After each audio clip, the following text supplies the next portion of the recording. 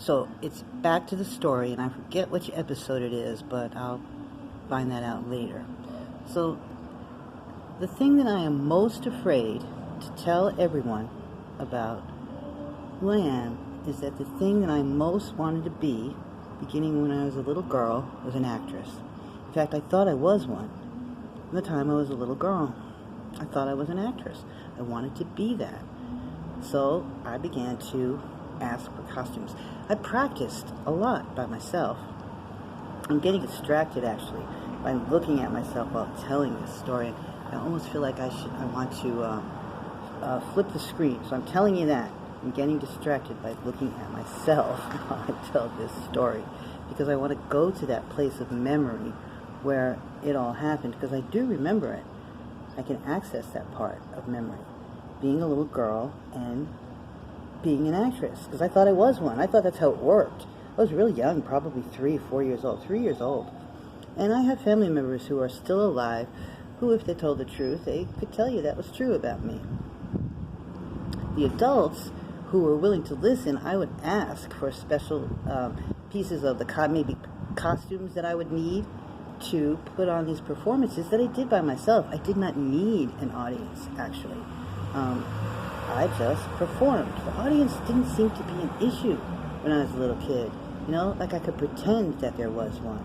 I liked to just put on the show and sing the songs and practice. I had a younger brother and sister, and my brother could sing too. He loved music, and my sister did too. They're both wonderful singers, and so as their skills developed, we had a whole show there. It's fine. But even when I was alone, but I have to tell you, see this piece about, like I said, remember I needed the adults for certain things, like maybe to get pieces of costumes and things like that. The singing part I began to really like the most and the best. And this is just me, the adult, analyzing it, is I think that's because I had the most control over that. I could do that anywhere.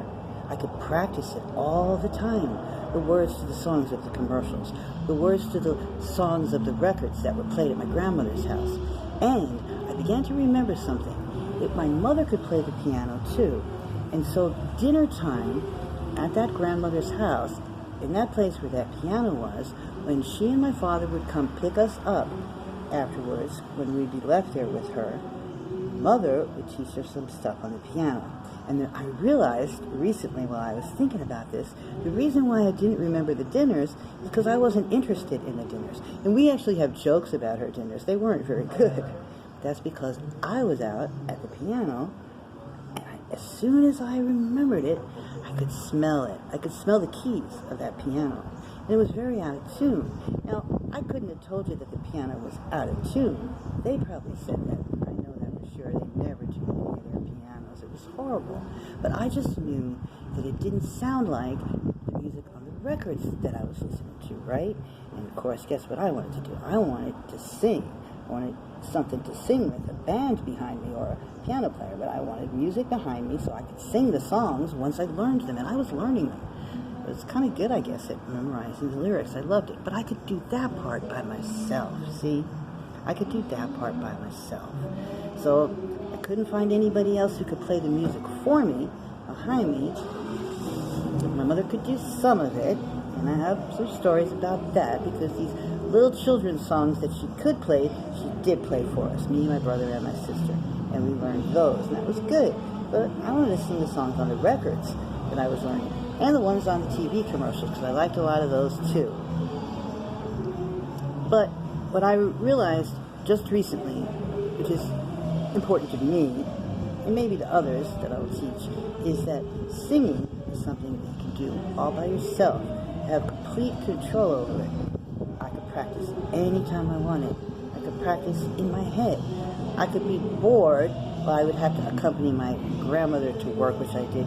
She used to take me to Columbia Presbyterian Hospital where she worked, and we'd have to ride the subway. It was a long and boring walk.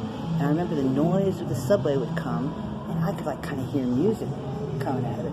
And because the noise of the train was so loud, I could sing and nobody could hear me, stuff like that. Little behaviors like that. That's when those began.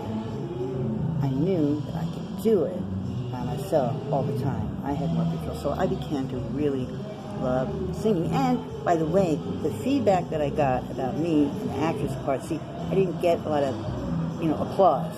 They didn't say, yeah, good job, regular girl, that's who you are. They told me, no, you can't do that. Only special people do that. See those people on the TV, they said to me? Those are special people. They really did say this to me. Those are special people. You're not that kind of person. That's what they said to me. And so I said, oh, okay. Oh, shit. I said, oh, shit. I better figure out something else. And so that began this thing that used to happen to me in my life where I had to figure out something else that I could do. And I did. That's all for now. That was one of my secrets. I don't think I've ever told anybody but a therapist that. I don't want anybody to know that about wanting to be an actress. I thought I would have been good.